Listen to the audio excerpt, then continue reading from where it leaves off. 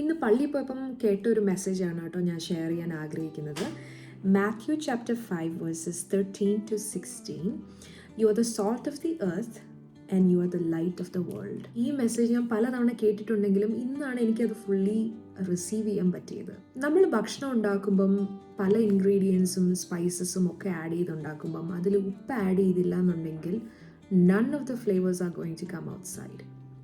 അതുപോലെ തന്നെ നമ്മുടെ കയ്യിൽ വെളിച്ചമുള്ളൊരു ടോർച്ചുണ്ട്, പക്ഷെ നമ്മളതെടുത്ത് കട്ടിലിൻ്റെ കീഴിൽ വെച്ച് കഴിഞ്ഞ് കഴിഞ്ഞാൽ അതുകൊണ്ടും യാതൊരു പ്രയോജനമില്ല. Unless and until you gonna put it on A stand or something. ക്രിസ്തുവിൻ്റെ അനുയായിയെ സംബന്ധിച്ചിടത്തോളം ദൈവം അവൻ ഒരുപാട് അനുഗ്രഹങ്ങൾ കൊടുത്തിട്ടുണ്ട്. Through personal relationship with God, അവൻ്റെ ടാലൻസിലൂടെ, കുഞ്ഞു കുഞ്ഞു അറിവുകളിലൂടെ ഒക്കെ.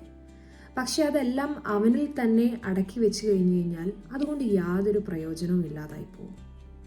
ദൈവം നമ്മളിൽ നിന്ന് ആഗ്രഹിക്കുന്നതാണ് ആ 16-ാമത്തെ വാക്യത്തിൽ എഴുതിയിരിക്കുന്നത്, in the same way let your light shine before others so that they may see your good works and give glory to your father who is in heaven.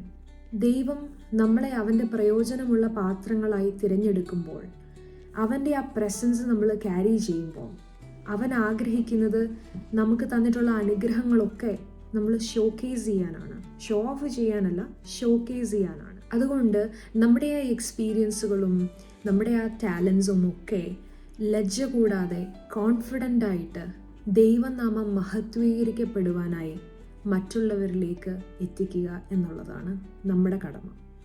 ദൈവം അതിന് നമ്മളെ ഓരോരുത്തരെയും അനുഗ്രഹിക്കട്ടെ എന്ന് പ്രാർത്ഥിക്കുന്നു. Hope you guys enjoy today's message. Take care and God bless.